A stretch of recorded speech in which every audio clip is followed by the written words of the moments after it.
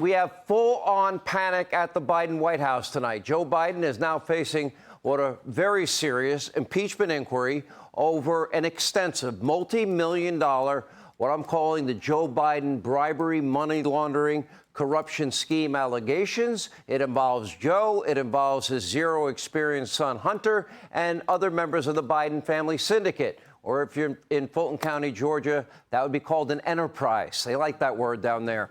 Anyway, these are legitimate allegations backed up with a mountain of very real evidence. And while everyone is innocent until proven guilty, there is no doubt that Joe Biden participated in Hunter's shady foreign business deals. We're talking about tens of millions of dollars. And Joe Biden did it as vice president. And according to the White House spokesman, chief propagandist of the moment, some guy by the name of Ian Sams. Ian is obsessed with this show. He often responds to what's said on this show. This is only a story about a father's love for his son. Watch. One of the other allegations is that the president was present at some of the meetings between Hunter Biden and his business associates. Why was the president at those meetings on those phone calls?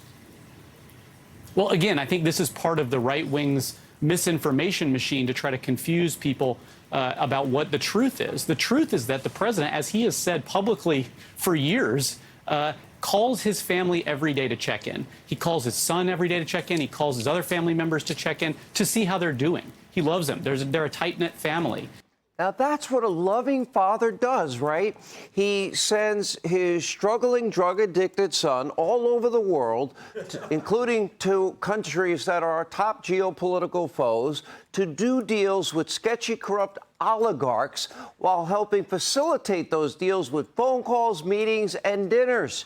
And by the way, did I tell you his son has no experience, nothing really to offer these countries? Anyway, then based on Hunter Biden's texts, well, he complained bitterly that Pops, that would be President Joe Biden, then Vice President Joe Biden, was taking half of his income. Just a classic father-son love story, right? Well, now the White House is demanding that media outlets tout this absurd narrative of theirs and trash the GOP's new impeachment inquiry. Now, this is Joe's PR room. Now, let's see how many dupes in the media are going to regurgitate this nonsense in a very dishonest letter. For example, propagandist Ian Sams writes, quote, "There is simply no evidence at all that Joe Biden did anything wrong, much less impeachable."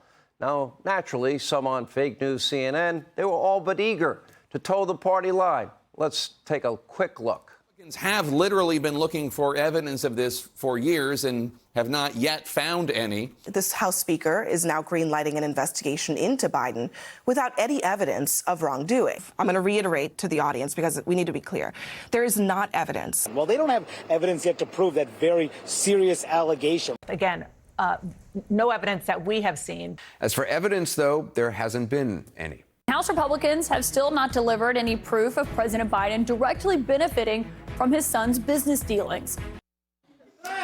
All right, now, despite the sycophants over at fake news CNN, there is trouble in paradise for Biden's re-election campaign. Many in the media mob, they are now beginning to turn on Joe Biden. This is getting interesting. Here's a brand new op-ed from one of Biden's favorite columnists at the Washington Post, the very liberal David Ignatius. It's entitled, "President Biden should not run again in 2024. And according to Ignatius, Biden's age has been the subject of dinner table conversations across America this summer. No, since he started running, if you were watching this show, Mr. Ignatius, clearly you need to expand your news base, knowledge base, where you get your news from. Anyway, Ignatius continues, quote, "Because of their concerns about Biden's age, voters would sensibly focus on his presumptive running mate. That would be Kamala Harris. She's less popular than Biden. And while Politico calls for Harris to be replaced as Biden's running mate, Ignatius doesn't want either Joe or Kamala on the ticket. He also takes a shot at Hunter's foreign business deals. It is a devastating rebuke of Biden's reelection chances. And by the way, this is now only the latest domino to fall in a series of major influential left-wing media figures now turning on President Biden. I talked about the canary in the coal mine. That was probably Maureen Dowd at the New York Times, her column blasting Biden's unconscionable and despicable treatment of his 7th grandchild, 4 years old, that he wouldn't even acknowledge existed. But in the last week alone, now the pressure is really ramping up. CNN's Van Jones, quote, "Would you give this grandpa a high-stress job for 6 more years?" I'll ask this question. Could Joe Biden even be a competent Walmart greeter? I don't know. That was funny. Come on. Meanwhile, Obama's former chief political strategist, David Axelrod, by the way, this is a pretty influential guy within Democratic Party ranks. He was the architect behind Barack Obama's success. He said Biden needs to decide if he can complete the job or step aside. The raging Cajun. When you lose James Carville, you're in deep Adam Schiff, if you know what I mean.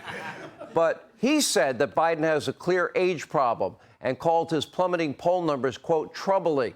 Over the weekend, even over at MSDNC, Chuck Todd was all but begging California Governor Gavin Newsom to enter this race.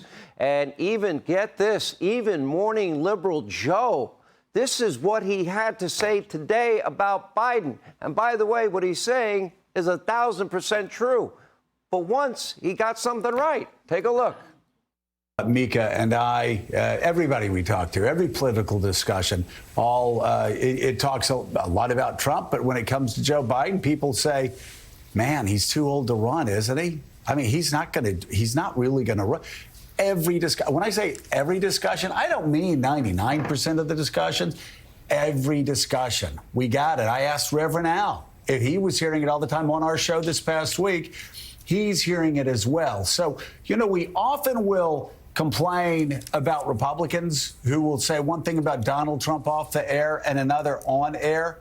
Well, let me just say, Democrats off the air will say Joe Biden's too old. Why is he running? On the air, they won't say that. Now, when you're a Democrat and you even lose Morning Joe and you lose David Axelrod and Van Jones and James Carville and David Ignatius and Maureen Dowd, you probably need to watch out. Now, some in the White House press corps, they're even now beginning to ask questions about Biden's constant lying. Maybe they learned a thing or two as they watch this show every night. By the way, we're glad you're watching. Take a look.